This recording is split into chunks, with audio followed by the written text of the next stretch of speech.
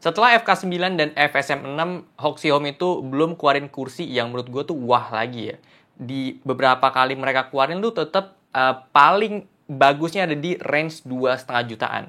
Sampai akhirnya mereka cukup berhasil yang kursi kali ini di range 1 jutaannya mereka, nggak nyampe 2 juta. Dan menurut gue ini layak untuk dikasih jempol guys. Jadi ini opsi buat kalian juga untuk dapetin kursi nggak harus sampai harganya si FK9 atau Hoxie Home FSM6. Jadi kita akan bahas lebih lanjut, langsung aja masuk ke videonya.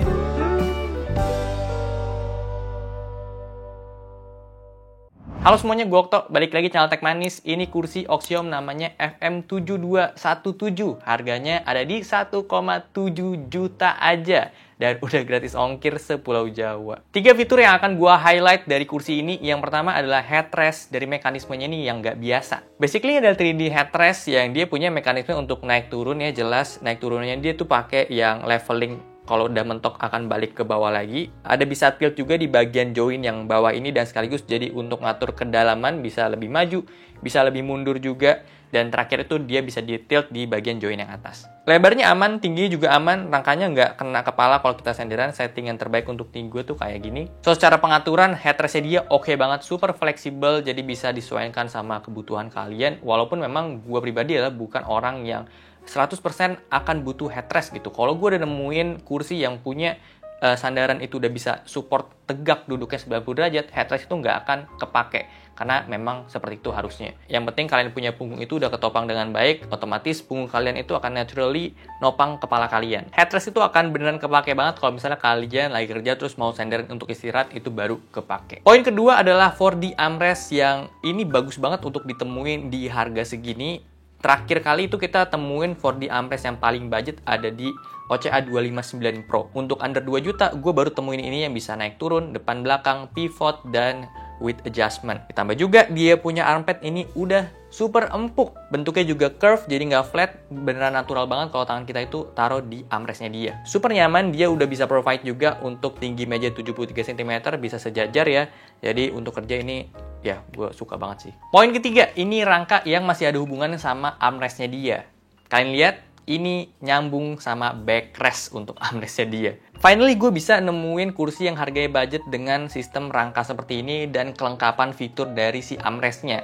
Di beberapa video sebelumnya kita juga udah bahas yang kursi under 1 juta bahkan 800 ribuan kayak iCloud itu juga dia nyatu ya armrestnya ke bagian rangka, tapi pengaturannya itu nggak lengkap. Armrestnya tuh nggak bisa di-adjust dan armrest juga masih keras untuk armpadnya.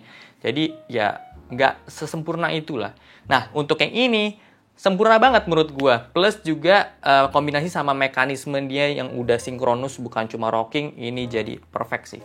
Keuntungannya apa? Gue coba kasih lihat komparasi antara ini dengan Pexio Milson. Hasilnya ketika kalian kerja terus mau santai main handphone, tangan kalian tuh bisa tetap stay di dekat badan kalian gitu. Ini beneran enak banget. Sekedar kalian mau rehat juga, model rangka arm kayak gini tuh akan jauh lebih nyaman gitu. Kalian bisa taruh tangan kalian tuh di dekat badan kalian, jadi nggak ketinggalan. Coba bandingin dengan kursi tier S sekalipun kayak Milson. Untuk skenario gue lagi main handphone, model rangka kayak Hoxie Home FM7217 ini jauh lebih nyaman. Tapi apakah artinya armrest yang kepisah sama sandaran itu jelek atau buruk ya? Nggak juga sih. Perbedaan ini tuh kenotis ketika kita lagi senderan aja atau lagi istirahat gitu. Pengen rebah, pengen recline. Kalau misalnya lagi fokus kerja, ya bedanya sih nggak ada. Sama aja. Yang penting armrest itu bisa diatur ketinggiannya dan bisa sejajar sama meja 73 cm. Itu udah enak lah untuk kerja. Jadi itu dia untuk 3 poin yang menurut gue penting banget untuk di-highlight dari kursi ini. Dan sekaligus ini bikin kursinya itu punya value yang oke banget. Kita lanjut bahas ke yang lain-lain. Secara size untuk Hoxie Home FM7217 ini ya gue bilang bisa termasuk yang medium lah ya. Kalau misalnya yang small size itu kayak Pexio Milson, kalian bisa lihat komparasi perbedaan khususnya untuk di joknya mereka. Beda banget, lebih lebar kalau misalnya di Hoxie Home dan lebih panjang juga. Milson itu dia lebih compact. Jadi itu yang menentukan juga kenapa orang yang tinggi badannya itu di 155 bisa nyaman duduk di kursi Milson ini. Ditambah juga Milson ini punya fitur slider. Nah, di sini nggak ada. Memang wajar lah ya untuk di range harga under 2 juta untuk punya slider tuh kayaknya mustahil. Ya, jadi gue merekomendasikan untuk Hoxie Home FM7217 ini minimal banget tinggi badan kalian tuh di 165. Itu masih aman sih. Karena gue yakin kalau tinggi badan kurang dari 165 nggak bisa dapetin posisi duduk yang nempel sama backrest ya untuk punggungnya dan kaki siku 90 derajat gitu. Untuk mekanismenya di sini nggak ada slider seat yang tadi gue bilang, jadi ya udah kayak gini aja. Tentunya kalau misalnya ada slider, harus joknya tuh dikecilin juga biar maksimal fungsi dari slidernya untuk bisa bikin range dari kursinya itu lebih luas dipakai sama tinggi badan orang yang lebih banyak. Jadi untuk mekanisme di sini cuma ada sinkronus aja, dan termasuk ini yang bisa rebah banget sih.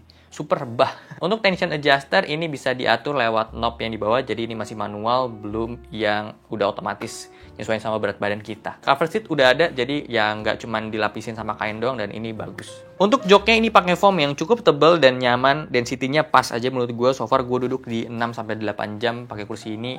Pas gue bangun masih balik ke bentuk semula. Secara bentuk juga dia ini curve ke bawah, jadi depan kaki kita tuh lebih enak. Walaupun gue ngerasa ini sedikit lebih dalam untuk bagian belakang. Kalau misalnya emang mau dibikin kayak gini, harusnya backrestnya itu bisa ada lengkungan, jadi nge-support di bagian punggungnya itu lebih kena. Kayak si Milson lah contohnya. Fabriknya ini nyaman, kena kulit, halus, tapi bahan kayak gini riskan kelihatan lebih kotor sih ya, karena abu-abu kayak pudar gitu loh warnanya. Jadi kalau ini kotor pasti cepet kelihatannya sih. Bahan yang unik itu ada di mesh-nya dia. Jadi gue belum nih nemuin mesh kayak gini. Kalau gue rasain tuh rasanya kayak kanvas gitu loh. Jadi ada teksturnya dan nggak terlalu lentur juga. Cuma banyak rongga jadi adem. Ya, gue ngerasa sih kayak gitu. Untuk lumbar supportnya ini bisa di-adjust naik turun, lumayan kerasa ya. Kerasanya tuh lumayan flat aja gitu di punggung, nggak yang terlalu ngedorong kita punya pinggang bawah. Dan bentuk sandarannya juga yang tadi gue bilang dia masih terlalu flat. Kalau misalnya dibikin lengkungan lagi, ini akan lebih enak. Tapi beruntungnya kursi ini tuh udah tegak gitu untuk nge-support badan kita. Nah, kombinasi bentuk si sandaran dengan jok yang terlalu lebar ini ya bikin itu dia alasan orang di 165 ke bawah tuh kurang cocok pakai si kursi ini. Tapi kalau misalnya kalian emang mau coba juga gitu, walaupun kalian itu tinggi di 160, bisa tambahin kayak bantal lumbar support gitu ya, tapi minusnya kalian duduk itu jadi nggak bisa tegap, jadi terlalu nyondong ke depan, dan which is ini nggak terlalu bagus juga sih. Lanjut, kalau misalnya kita lihat dari semua penjelasan yang gua udah kasih ke kalian di awal itu, kursi 1,7 free ongkir tapi dengan spek sebanyak itu kayak too good to be true gitu. Tapi ya memang nyatanya ada hal yang sedikit dikorbanin gitu sama si kursi ini. Kalau misalnya kita coba perhatiin di bagian rangkanya, finishing itu memang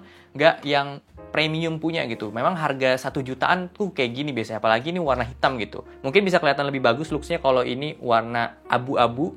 Kayak kita punya contoh di bawah juga yang kursi under 1 juta, bahkan ketika warnanya abu-abu tuh jauh lebih bagus gitu, kelihatan lebih solid dan kelihatan lebih premium untuk rangkanya. Tapi secara build quality sih ini gue ngerasanya kokoh aja gitu. Karena kalau gue lihat ini juga udah ada tulang-tulangnya juga di dalamnya dan nggak kopong gitu. Cuma ya itu aja finishingnya sih ya lebih tepatnya. Ya at least nggak ada bunyi-bunyi lah di rangka ini. Bunyinya itu ada di lumbar support justru. Untuk gas lift dia pakai merek DANT atau DAN ya bisa dibilang gitu. Tipenya SKQ AB25. Gue cek ini dia udah BIFMA certified dan udah kelas 4 juga. Tapi walaupun speknya ini udah mantep, feelnya tetap beda kalau misalnya kita bandingin sama Samosa atau KGS. Kayak dia tuh lebih smooth gitu mereka. Untuk footbase ini nilon yang di mold udah oke rasanya, tulang-tulangnya juga udah cukup rapet. Diameternya 70 cm which is good, gak gampang jatuh, aman banget. Caster udah pakai rubber juga dan enak geser-gesernya. Untuk footrest ini opsional, nambah 200.000, jadi harganya 1.999 kalau pakai footrest. Gue pribadi sih nggak akan kepake footrest karena ini kebetulan ya unitnya ada footrestnya aja. Terakhir, ini posisi duduk ternyaman gue pakai kursi ini. Satu hal yang enak juga dari model rangka arm yang nyambung ke sandaran, kita punya kebiasaan juga ya untuk duduk sila di kursi. Nah ini akan jauh lebih luas karena nggak ada arm yang di samping sini loh. Ya, gue sih masih sering lah melakukan dosa itu, walaupun itu tidak dibenarkan, tapi ya apalah daya. Terakhir, pasti kalian tanya, masuk tier apa bang? Udah ada di Notion, tinggal dicek aja. So, segitu aja untuk video kali ini. Thank you banget udah nonton. Kalau suka, boleh like, share, and subscribe. Gue sampai jumpa di video selanjutnya. Terima kasih. Mantap nih kursi, yes!